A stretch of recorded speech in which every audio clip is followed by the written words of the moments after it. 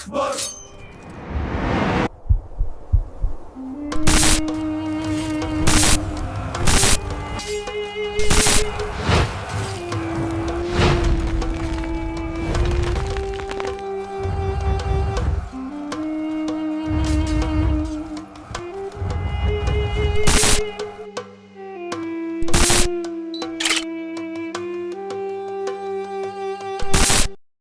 اور شاید مسلمانوں اور خصوصاً عربوں کی سمجھ میں بڑا کردار یہ تھا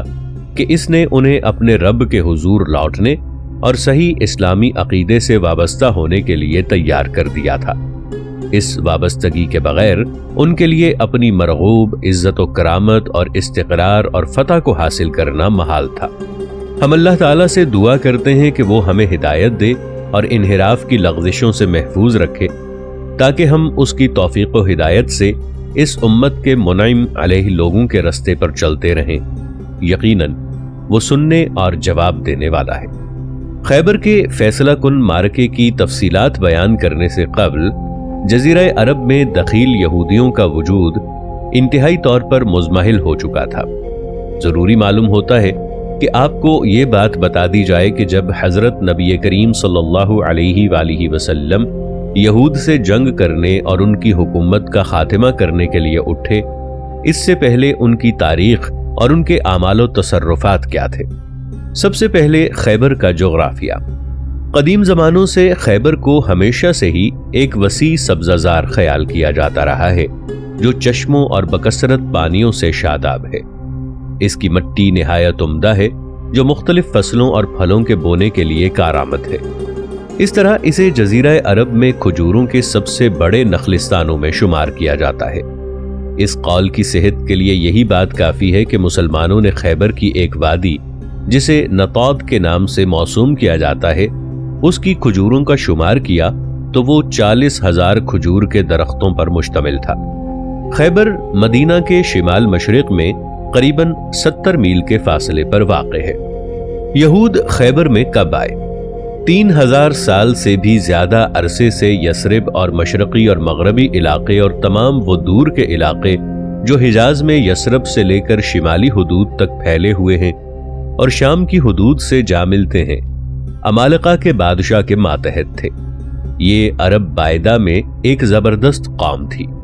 عرب مورخین عربوں کو 3 اقسام میں تقسیم کرتے ہیں۔ نمبر 1، عرب بائدہ۔ یہ لوگ کلیتاً تباہ و برباد ہو چکے ہیں اور ان کی نسل اور اولاد میں کچھ باقی نہیں رہا۔ تسم، جدیس، عاد، ثمود، عمالقہ اور عبیل انہی میں سے ہیں۔ نمبر 2، عرب عربی۔ یہ وہ قحطانی ہیں جنہوں نے سب سے پہلے عربی زبان بولی۔ ان کا اصلی وطن یمن اور حضرموت ہے۔ نمبر 3، عرب مستعریہ۔ یہ عدنانی ہیں اور حضرت اسماعیل علیہ السلام نبی اللہ کے سب بیٹے انہی میں سے ہیں، اس لیے کہ حضرت اسماعیل علیہ السلام کی اصلی زبان سریانی ہے، جو ان کے باپ حضرت ابراہیم علیہ السلام کی زبان تھی۔ ہاں، حضرت اسماعیل علیہ السلام عدنانیوں کے وہ پہلے جد ہیں جنہوں نے اپنے سسرال قحطانیوں کی عربی زبان میں گفتگو کی۔ آپ نے انہی میں شادی کی اور مکہ میں انہی کے درمیان پرورش پائی۔ جزیرہ عرب کے ساتھ یہود کے اتصال کی وسیع تر تفصیل ہماری سیریز غزوہ بنی قریظہ کی پہلی فصل میں ہے۔ وہ علاقے بھی جو خلیج عربی کے تمام ساحلوں اور عمان اور نجد و حجاز پر مشتمل ہیں، حتیٰ کہ شام بھی اس وقت سے جب زبانیں مخلوط ہوئیں اور نمرود بن کنعان بن حام بن نوح کے عہد کے بعد قوموں کے علیحدہ علیحدہ ہو جانے کے بعد عمالقہ کے بادشاہ کے ماتحت تھے۔ خیبر کے علاقے کے ساتھ یہود کا تعلق کب قائم ہوا اور کس وقت یہ دخیل قوم خیبر میں آئی، اس کے متعلق مورخین میں اختلاف پایا جاتا ہے۔ بعض کہتے ہیں کہ یہودیوں نے یثرب کے علاقے کو حضرت موسیٰ علیہ السلام کی وفات کے بعد اس فوجی حملے کے بعد واپسی کے وقت اپنایا تھا یا اپنا وطن بنایا تھا، جس کا ذکر اسلامی مورخین نے کیا ہے کہ حضرت موسیٰ علیہ السلام نے اپنی موت سے تھوڑا عرصہ قبل ان جابر عمالقہ کو جو یثرب اور حجاز کے شمال، مشرق اور مغرب کے علاقوں میں رہتے تھے، جن میں خیبر بھی شامل تھا، انہیں مطیع بنانے اور انہیں تباہ کرنے کے لیے ایک فوج بھیجی۔ اس حملے میں اسلامی مورخین کے مطابق حضرت موسیٰ علیہ السلام حجاز سے واپسی کے وقت مفسد عمالقہ کو تباہ کرنے کے بعد راستے میں فوت ہو گئے۔ حضرت موسیٰ علیہ السلام کے خلفاء نے اس فوج کو شام میں اقامت اختیار کرنے کی اس لیے اجازت نہ دی کہ اس کی فوج کے جوانوں نے عمالقہ کے ایک آدمی پر رحم کرتے ہوئے اسے قتل نہیں کیا تھا، اور ایسا کرنا یہود کی شریعت کے خلاف تھا، جیسا کہ استثناء کے 20ویں باب میں یہ فیصلہ موجود ہے کہ دشمن کے سب قیدیوں کو قتل کر دیا جائے۔ ناظرین، آگے بڑھنے سے پہلے کامنٹ سیکشن میں ہمیں اپنی آراء سے ضرور آگاہ کیجیے گا کہ آپ کو ہماری یہ سیریز کیسی لگ رہی ہے۔ میں ہوں طاہر عبید چودھری۔ آئندہ آنے والی اقساط سے باخبر رہنے کے لیے ہمارے چینل کو سبسکرائب کر لیں اور ساتھ موجود بیل آئیکن کو ضرور کلک کر لیں۔ شکریہ۔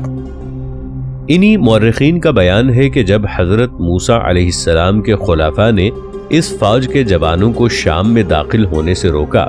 تو وہ حجاز کو واپس آ گئے، اور انہوں نے یثرب اور حجاز کے شمالی اور مشرقی علاقوں کو اپنا وطن بنا لیا،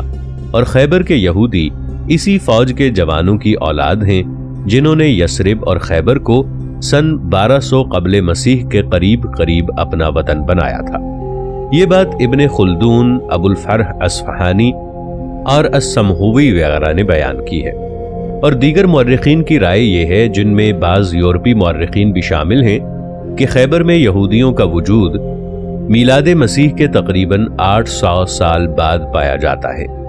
اس گروہ میں امام طبری بھی شامل ہیں، جنہوں نے اپنی تاریخ میں بیان کیا ہے کہ حجاز میں یہودیوں کی آمد سب سے پہلے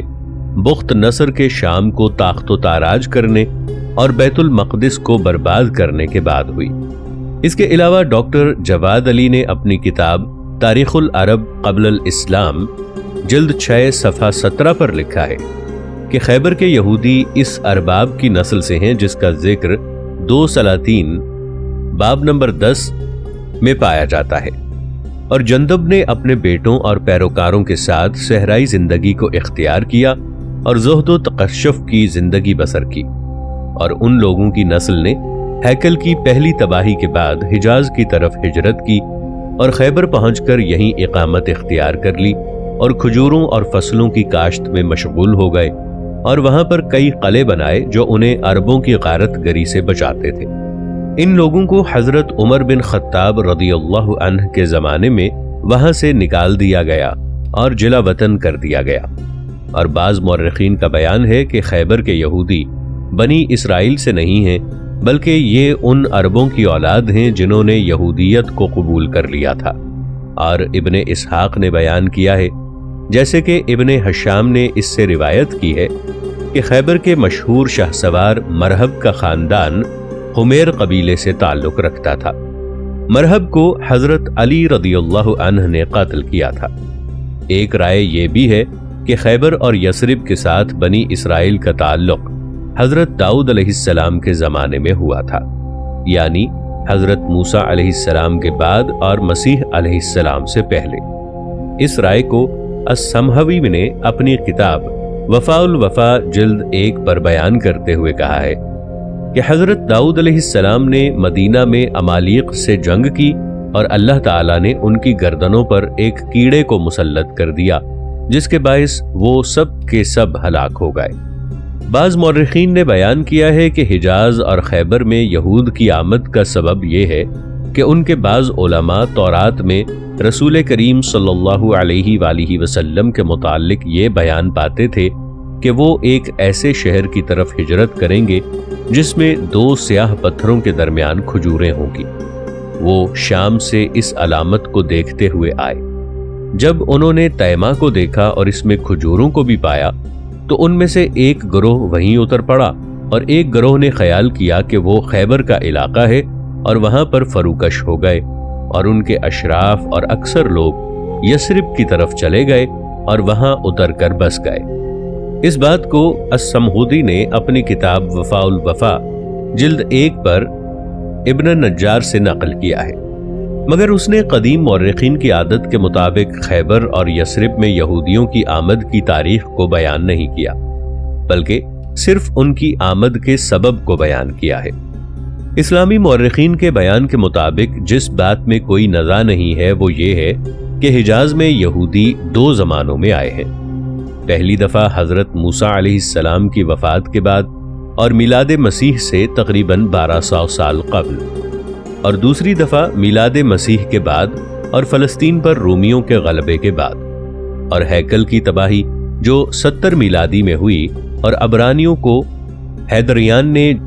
جو 122 میں عذاب دیا، اس کے بعد وہ یہاں پر آئے۔ سموئیل میں ہے کہ یہود نے یثرب اور حجاز کے بالائی علاقوں میں سکونت اختیار کی۔ خیبر حجاز کے بالائی علاقوں میں سے ہے۔ یہ اس وقت کی بات ہے جب حضرت موسیٰ علیہ السلام نے یثرب، خیبر اور حجاز کے تمام بالائی علاقوں میں عمالقہ کو تباہ و برباد کرنے کے لیے فوج کو بھیجا تھا۔ ڈاکٹر جواد علی نے، جو عربوں کی قبل از اسلام تاریخ کے بڑے ماہر ہیں، انہوں نے اپنی کتاب تاریخ العرب قبل الاسلام میں قطعیت کے ساتھ مورخین کے اس بیان کو نادرست کہا ہے کہ خیبر اور حجاز کے تمام بالائی علاقوں میں یہود کا وجود حضرت موسیٰ علیہ السلام کے عہد کے آخر میں پایا جاتا تھا۔ وہ کہتے ہیں یہود یثرب کے علاقے میں کب آئے اور کس طرح انہوں نے خیبر اور دوسرے علاقوں میں بود و باش اختیار کی، اس کا علم اللہ تعالیٰ ہی کو ہے۔ اور جس بات کو مورخین نے بیان کیا ہے کہ موسیٰ علیہ السلام نے حجاز کی طرف ایک فوج بھیجی اور وہ فوج عمالقہ پر حملہ کرنے کے بعد یثرب میں موسیٰ علیہ السلام کی وفات کے بعد ٹھہر گئی، پھر وہ یہود کی اولاد کے ساتھ حضرت داؤد علیہ السلام کی جس ہجرت اور اسرائیل کی واپسی کا تذکرہ کرتے ہیں، وہ اور دیگر اس قسم کی باتیں محض قصے کہانیاں ہیں جنہیں ہم مورخین کی کتب میں پڑھتے ہیں۔ میرے نزدیک یہ کوئی مستعبد امر نہیں کہ اس قصے کا ماخذ اس علاقے کے یہود ہوں یا وہ لوگ ہوں جنہوں نے ان میں سے اسلام قبول کر لیا تھا، تاکہ وہ یہ ثابت کر دیں کہ وہ ان علاقوں کے قدیم صاحب حسب و نسب لوگ ہیں اور بڑے جنگجو نہیں، اور ان کی تاریخ انبیاء کے زمانے اور ابتدائے اسرائیل تک متمدد ہے، اس لیے وہ عبرانیوں کے چنندہ لوگوں میں سے ہیں۔ اگرچہ ڈاکٹر جواد علی نے اس بات کی نفی کی ہے کہ یہودیوں نے خیبر، یثرب اور بقیہ شمالی علاقوں کو میلاد مسیح سے قبل اپنا وطن بنایا تھا، جیسا کہ اسلامی مورخین نے بیان کیا ہے، مگر اس نے اس بات کی صحت کو بڑے زور سے ثابت کیا ہے کہ انہوں نے میلاد مسیح کے بعد اور فلسطین پر رومیوں کے غلبے کے بعد ان علاقوں کو اپنا وطن بنایا ہے۔ وہ اپنی کتاب تاریخ العرب قبل الاسلام میں کہتے ہیں، مورخین کی روایات میں جو یہ آیا ہے کہ بلاد شام پر رومیوں کے غلبے کے بعد اور ان کے عبرانیوں پر حملہ کرنے اور انہیں مبتلا عذاب کرنے کے بعد بعض یہودیوں نے مجبوراً بھاگ کر یثرب اور بالائی حجاز کے پرامن اور رومیوں کی تگوتاز سے دور علاقوں کی طرف ہجرت کی تھی، اس کی صحیح تاریخی اساس پر اعتماد کیا جا سکتا ہے۔ مجھے معلوم نہیں کہ ڈاکٹر جواد علی نے مسلمان مورخین کی اس بات کو کہ یہودی خیبر اور تمام شمالی علاقوں میں میلاد مسیح سے قبل پائے جاتے تھے کیوں نادرست خیال کیا ہے، اور ان مورخین کی روایت کو جزم کے ساتھ صحیح کہا ہے جو کہتے ہیں کہ خیبر اور دوسرے علاقوں کی طرف یہود کی ہجرت میلاد مسیح کے بعد ہوئی ہے۔ ڈاکٹر جواد علی نے ہمارے سامنے اپنے موقف کی صحت کے متعلق کوئی قطعی دلیل پیش نہیں کی، صرف فرض ہی کیا ہے، اور فرض تاریخی لحاظ سے صحیح اساس نہیں بن سکتا۔ ڈاکٹر جواد علی کہتے ہیں کہ ہم جس بات کو جانتے ہیں وہ یہ ہے کہ جب رومیوں نے فلسطین کو فتح کیا تو بہت سے یہود نے باہر کے علاقوں کی طرف ہجرت کی، اور یہ کوئی بعید نہیں کہ حجاز کے یہودیوں کے اجداد انہی مہاجرین کی نسل سے ہوں، مگر حقیقت یہ ہے کہ اسلام سے قبل گزشتہ اقوام کی تاریخ کے متعلق جو روایات پائی جاتی ہیں ان کی صحت اور بطلان پر جزم نہیں کیا جا سکتا، بلکہ وہ متحمل نہیں ہو سکتا کہ وہ بیان ہوئی ہوں یا نہ ہوئی ہوں، اور وہ ہمیشہ ہی محل اختراج میں ہوتی ہیں، سوائے اس کے کہ قرآن کریم یا حدیث کی نص و صریح ان کی صحت کی تاکید کر دے۔ اس لیے یہ احتمال ہو سکتا ہے کہ خیبر اور باقی علاقوں کے یہودی ان بھگوڑے مہاجرین کی نسل سے ہوں جو میلاد مسیح کے 70 سال یا 122 سال بعد رومیوں کے مظالم سے بھاگے ہوں۔ اس طرح یہ بھی ہو سکتا ہے کہ یہ یہودی ان لوگوں کی نسل سے ہوں جو حضرت موسیٰ علیہ السلام کی وفات کے بعد اور میلاد مسیح سے قبل حجاز کی طرف لوٹ آئے تھے اور میلاد مسیح سے قبل ہی یثرب، خیبر اور باقی علاقوں میں بس گئے تھے، جیسا کہ طبری، ابن اسحاق، صاحب الاغانی اور تمام مسلم مورخین نے بیان کیا ہے۔ میلاد مسیح اور ہیکل کی بربادی کے بعد جن لوگوں نے حجاز کی طرف بعض یہودیوں کی ہجرت کے متعلق روایات بیان کی ہیں، وہ وہی لوگ ہیں جنہوں نے ان یہودیوں کی ہجرت کے واقعے کو حضرت موسیٰ علیہ السلام کی وفات کے بعد اور میلاد مسیح سے قبل بیان کیا ہے۔ میلاد مسیح کے بعد ہیکل کی بربادی کے قصے کا مشہور ہونا ڈاکٹر جواد علی کے موقف کے صحیح ہونے کی سند ہے۔ اس کے علاوہ قرآن کریم میں جو سب سے صحیح ترین ماخذ ہے، اس نے سد معرب کے گرنے کے بعد یمانیوں کے یثرب کی طرف جانے کا واقعہ بیان کیا ہے۔ یہ واقعہ عرب مورخین کے درمیان سب سے زیادہ مشہور ہے، خصوصاً ان اصحاب کے درمیان جو ہیکل کی بربادی کا قصہ بیان کرتے ہیں۔ وہ اسے بہت ترجیح دیتے ہیں کہ دخیل یہودی قوم میلاد مسیح، ہیکل کی بربادی اور فلسطین میں یہود کو حدریان کے عذاب دینے سے قبل اس علاقے میں موجود تھی۔ بات یہ ہے کہ سد معرب کے گرنے کے بعد اوس اور خزرج کے اجداد کا یمن سے ہجرت کر کے علاقہ حجاز کی طرف آنا اور یثرب میں یہود کے پہلو بپہلو سکونت اختیار کرنے اور ان سے جنگیں کر کے ان پر غالب آ جانے کا واقعہ عام مورخین کے نزدیک اخبار متواترہ میں سے ہے۔ لہٰذا یہ واقعہ باوجود دقیق حد بندی کی احتجاج کی سند صحیح کے ساتھ بیان ہوا ہے، اور ہر حال میں ان لوگوں کی بات کو ترجیح دیتا ہے جو کہتے ہیں کہ خیبر کے علاقے میں یہودیوں کا وجود میلاد مسیح سے قبل پایا جاتا تھا، اور ان لوگوں کی بات کو زیادہ ترجیح نہیں دیتا جو کہتے ہیں کہ یہودیوں نے خیبر اور بقیہ علاقوں کی طرف ہیکل کی بربادی کے بعد ہجرت کی تھی، جبکہ ڈاکٹر جواد علی اس بات کو صحیح اساس پر مبنی قرار دیتا ہے۔ ہم کہتے ہیں ہو سکتا ہے یہ بات بھی متواتر ہو کہ یمن میں سد معرب کا گرنا اور اوس اور خزرج کا حجاز کی طرف ہجرت کرنا اور یثرب میں یہود کے ساتھ جنگ کرنا ہیکل کی بربادی سے 10 سال قبل کا واقعہ ہو، جبکہ کم از کم اندازے کے مطابق یہ میلادی سال کے اوائل کی بات ہو سکتی ہے۔ اس کا مطلب یہ ہوا کہ یثرب اور خیبر میں میلاد مسیح سے پہلے یہود موجود تھے، اس لیے کہ دخیل یہودیوں کی اتنی مضبوط حکومت اس علاقے میں اس وقت ہو سکتی ہے جب انہیں یہاں رہتے ہوئے میلاد مسیح سے قبل 10 سال گزر گئے ہوں۔ مورخین کے درمیان اس بارے میں کوئی اختلاف موجود نہیں کہ اوس اور خزرج نے پہلی میلادی صدی کے اوائل میں یمن سے حجاز کی طرف ہجرت کی